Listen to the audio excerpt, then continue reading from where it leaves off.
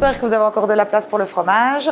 Comme vous pouvez le voir, ici, vous allez manger un après-repas, donc composé en général de 4-5 fromages.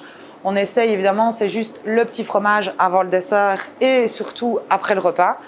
Donc en général, on va sur 4 à 5 sortes différentes. On ne compte évidemment plus ou moins que 100 grammes par personne. On essaye d'aller quand même dans toutes les familles pour avoir un plateau relativement équilibré. Donc ici, on va peut-être commencer par un morceau de bleu. Pour ceux qui ne connaissent pas, on a plusieurs types de bleus, plusieurs types de familles des bleus. On a des bleus plus crémeux, on a des bleus évidemment plus salés comme le Roquefort. On a des textures différentes, comme avec le Shropshire, qui est un bleu anglais. Alors ne pas confondre, c'est pas du cheddar.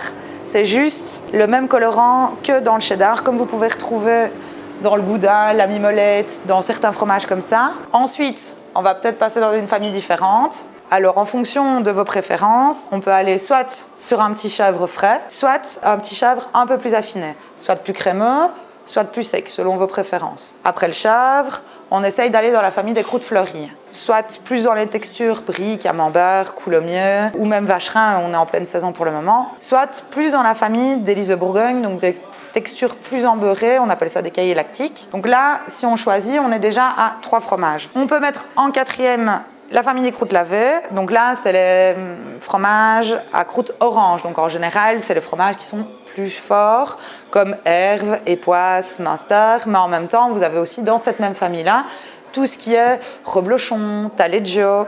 Vous avez également la catégorie, je mets des gros guillemets, chaume. Chaume est une croûte lavée qu'on peut retrouver en grande surface. Nous, on ne travaille pas, on essaye de ne pas travailler les fromages qu'on peut retrouver en grande surface, mais on a quand même des fromages qui se ressemblent en termes de goût. On essaye de terminer quand même par une petite pâte dure.